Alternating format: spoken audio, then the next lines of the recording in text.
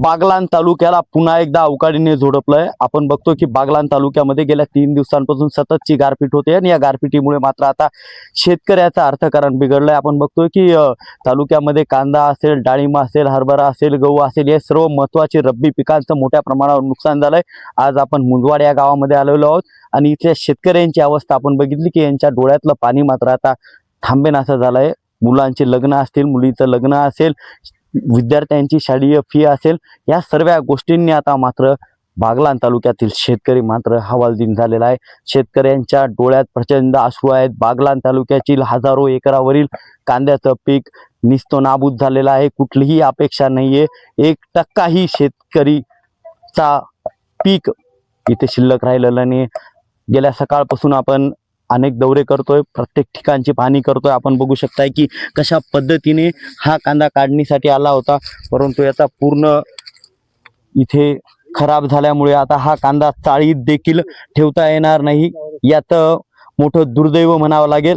आपल्यासोबत सामाजिक कार्यकर्ते सुनील महाजन देखील आहेत। सकाळीपासून ते प्रत्येक शेतकऱ्याच्या बांधावर जाऊन त्यांच्या व्यथा जाणून घेत आहेत। आपण सुनील महाजन सरांना विचारणार आहोत नक्की शेतकऱ्यांच्या मनाच्या व्यथा त्यांना काय वाटल्या। सर नमस्कार। आपण बघितलं गेलं तर सकाळपासूनच गेल्या 8 वाजेपासून शेतकऱ्यांच्या बांधावर जातात, प्रत्येक गावामध्ये आपण दौरे केले। आपण आता मुजवाडामध्ये काय परिस्थिती आहे शेतकऱ्यांची, काय म्हणणं आहे शेतकऱ्यांचं? आता आपण निश्चितच अनेक ठिकाणी जाऊन आलो। आज आपण मुंजवाड गावातील पाडगण शिवारात देवीदास दामोदर जाधव आणि त्यांचे बंधू साहेबराव देवीदास दामोदर जाधव यांच्या आपण शेतात आलेलो आहे। तसं पाहिलं तर मुंजवाड परिसरात काल प्रचंड प्रमाणात म्हणजे मुंजवाडकडूनच हा पाऊस आला। या पट्ट्यामध्ये आपल्या आरामपट्ट्यामध्ये इतकं मुंजवाड खमताना असेल, आजूबाजूचा परिसर असेल, सटाणा असेल, आजमेर सौंदाणा असेल, खालचा सगळा तो आंबासन पर्यंत असेल, चौगाव वगैरे आराई असेल, बाक्षी मुळाणा असेल, बाक्षी मुळाण्यात कौतिकपड्यापर्यंत प्रचंड नुकसान झालं।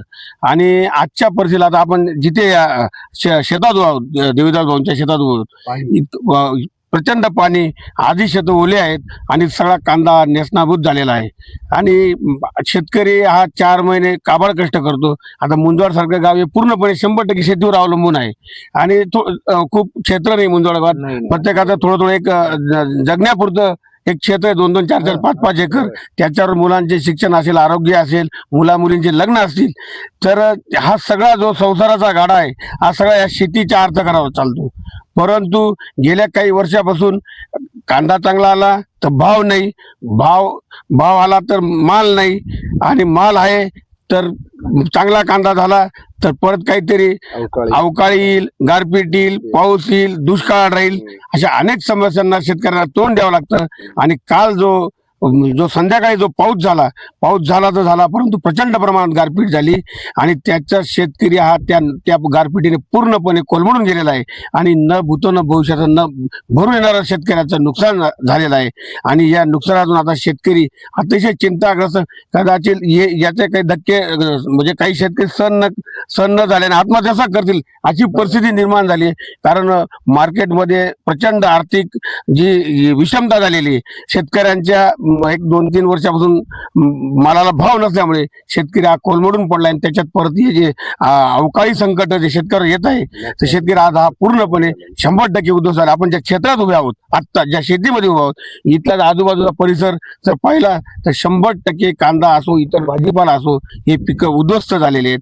आणि त्याच्यामुळे आपण शासनाकडे माझी मागणी आहे, आदरणीय आपल्या राज्याचे मुख्यमंत्री देवेंद्र फडणवीस असतील, सुनेत्राताई असतील, माननीय एकनाथ शिंदे साहेब असतील, किंवा या जिल्ह्याचे आदरणीय भुजबळ साहेब असतील, भुसे साहेब असतील, या असे जे आपले वरिष्ठ नेते आहेत यांच्या मार्फत, तालुक्यातील नेते असतील यांच्या मार्फत आपण आणि लवकरच आम्ही तहसीलदार साहेबांना पण निवेदन देणार आहोत की शेतकऱ्याला हेक्टरी न मदत करता एकरी मदत सरसकट पंचनामे करून शासनाने, माननीय मुख्यमंत्री महोदयांनी जिल्हाधिकारी स्तरावर सगळ्यांना एकदम कडक अंमलबजावणी करून सूचना देऊन सरसकट पंचनामे करून एकरी कमीत कमी 50-60 हजाराची मदत जर शेतकऱ्याला केली तर तो कसा तरी 10-20% शेतकरी हा या संकटातून उभा राहील अशी माझी शासनाला विनंती आहे।